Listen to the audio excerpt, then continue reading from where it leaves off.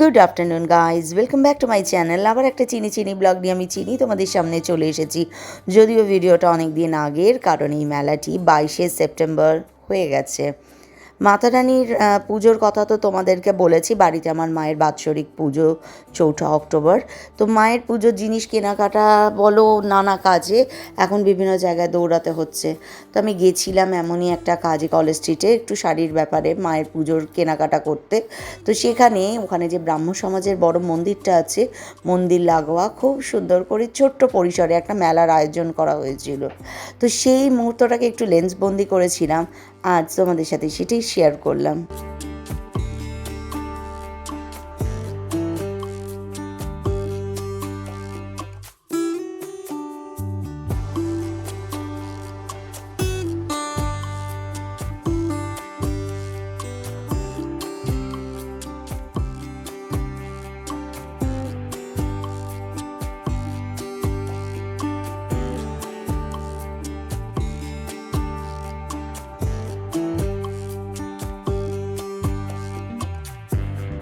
ছোট্ট জায়গার মধ্যে অনেক কিছুর আয়োজন করা হয়েছে, আমার ভীষণ ভালো লেগেছে।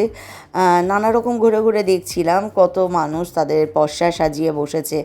একজন ভদ্রলোককে দেখছিলাম খুব বিভোর হয়ে আমরা যে ফুলগুলো কিনি রথের মেলায় বা যে কোনো মেলাতেই আসে, সেটাকে এক মনে তৈরি করছিলেন। আমি সেটাকে কিছুক্ষণ লেন্সবন্দি করার চেষ্টা করলাম। এখানে বিভিন্ন জায়গা থেকে মানুষজন এসেছে। সুন্দরবনের মধু নিয়ে যেমন এসেছেন, উনি আমার সাথে অনেকক্ষণ ওনার সাথে কথা হয়েছে যে ওই সব সাইডে যে মানুষগুলোর বয়স হয়ে যায়, যারা আর কোনো কাজ করতে পারে না, কি করে তাদের অন্ন সংস্থান হবে, তারা এই যে ভদ্রলোকের কথা বলছি, এনারা করেন কি, সেখানে যান, সেখানে গিয়ে মানুষদের সাহায্যে আচার, তারপরে এইভাবে মধু প্রসেসিং করা বলো বা সমস্তটুকু তারা করে নিয়ে আসেন এবং সেগুলোকে সেল করেন। যা টাকা আর্ন হয় সেটা তাদের কাছে পৌঁছে দেওয়া হয়। তো আমার বেশ ভাল লাগলো উদ্দেশ্যটা শুনে। তো সেখানে দাঁড়িয়ে দেখার চেষ্টা করছিলাম, যেহেতু আমি জানতাম না এইসব জায়গায় মেলা হয়, আর আমারও একটু তাড়া ছিল বলতে পারো, মার জন্য অনেক পুজোর জিনিসপত্র কেনাকাটি প্রচুর পড়ে। তো সেই কারণে আমি দাঁড়িয়ে শুধু দেখছিলাম আর শুনছিলাম। আর কখনও আমি বলছিলাম নেক্সট টাইম যখন মেলাটা অর্গানাইজ হবে তখন অতি অবশ্যই আসবো। এখানে অনেক শাড়ি, কুর্তিজ এগুলোও এসেছিলো সব। তো যেহেতু অডিও অনেক পরে দিচ্ছি, মেলা তো ততদিনে শেষ হয়ে গেছে, তো প্রচুর জিনিসপত্র এসেছিল। মানে বলতে পারো কলকাতার এরকম জায়গায় কলেজ স্ট্রিটের মতো কাছাকাছি, প্রায় কলেজ স্ট্রিটের, তো এরকম জায়গায় প্রচুর পসরা সাজিয়ে এসেছে। মানুষের বিকিকিনি করতে তো সুবিধা হবেই, যেটা হয় সাধারণত পুজোর আগেই মানুষগুলো অনেক আশা নিয়ে বিভিন্ন মেলাতে আসেন। এই যে সুন্দরবনের যে মধুর কথা বলছিলাম বা সেখানকার মানুষের তৈরি যে আচারের কথা বলছিলাম না, এই ভদ্রলোকের কথা বলছিলাম। উনি ওনার কার্ড, সমস্ত কাগজ আমাকে দিয়েছেন।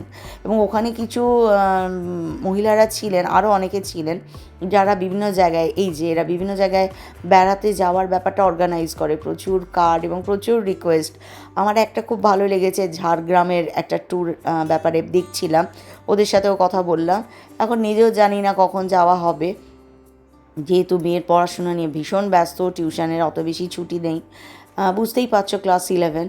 এখানে এসে ব্যাগ দেখছিলাম, ব্যাগগুলো বেশ সুন্দর দেখতে। তো আমার যেহেতু আমি বিধাননগরের মানুষ, আমাদের ওখানে অনেকগুলো মেলা হয়, তো সেই মেলায় এত ব্যাগ আসে আর সেগুলো কিনে কিনে ঘর পুরো একদম বন্দি। তো পোড়ামাটির কাপ, প্লেট, সমস্ত জিনিস ওভারঅল ছোট্ট পরিসর হলেও খুব সুন্দর করে অর্গানাইজ করা হয়েছিল। বেশ ভালো লাগলো ব্যাপারটা।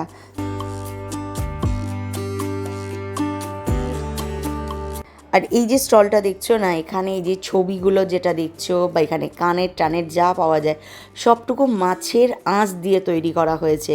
আমি তো শুনে খুব কাছ থেকে, তাকে আগে ক্যামেরায় কি লেন্স বন্দি করবো, খুব কাছ থেকে দেখার চেষ্টা করছিলাম, কিন্তু ওই যে বাকিটা না হয়, পেটের কথা পেটেই থেকে যাক। কিন্তু জিনিসগুলো খুব সুন্দর বানিয়েছে। আর এখানে বাটিকের কালেকশান এসেছিলো, দারুণ।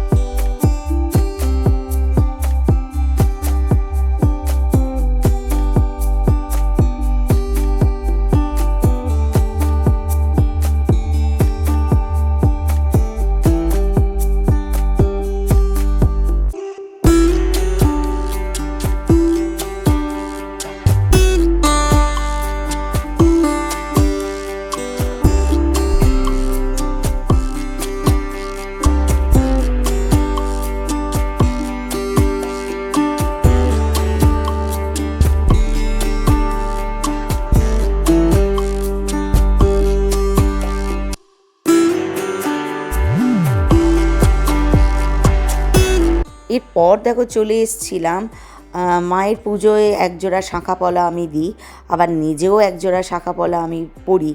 তো আমার কোনোভাবে আগের দিন একটা সোনার চুড়ি খুলতে গেছি, তো তখন একটা শাঁখা বেড়ে গেছিলো, তাই জন্য ভাবছিলাম মার জন্য যখন কিনবো তখন আমিও হাতে একটা শাঁখা পরবো। আমার শাঁখা পরার সময় না ভীষণ ভয় লাগে, এই মনে হয় শাঁখাটা বেড়ে যাবে।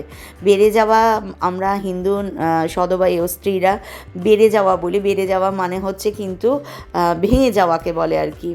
তো বিভিন্ন শাঁখাগুলোর দাম জিজ্ঞাসা করছিলাম, উপরে বিশাল মোটা মোটা যে শাঁখাগুলো 2,500 টাকা জোড়া, বিশাল দাম। আর আমি কখনো মোটা শাঁখাকে প্রেফার করি না, আমার হাতে ঠিক মোটা শাঁখা মানায় না, আমি বরাবরই শাঁখা কিন্তু সরুই পরি। তো আমি যে শাঁখাটা পরেছিলাম 380 টাকা জোড়া নিয়েছে। আর এদিকে যখন আমি যেখানে গেছিলাম সেখানকারই একটা প্যান্ডেলে মা তখন চলে এসেছে, দারুণ অনুভূতি।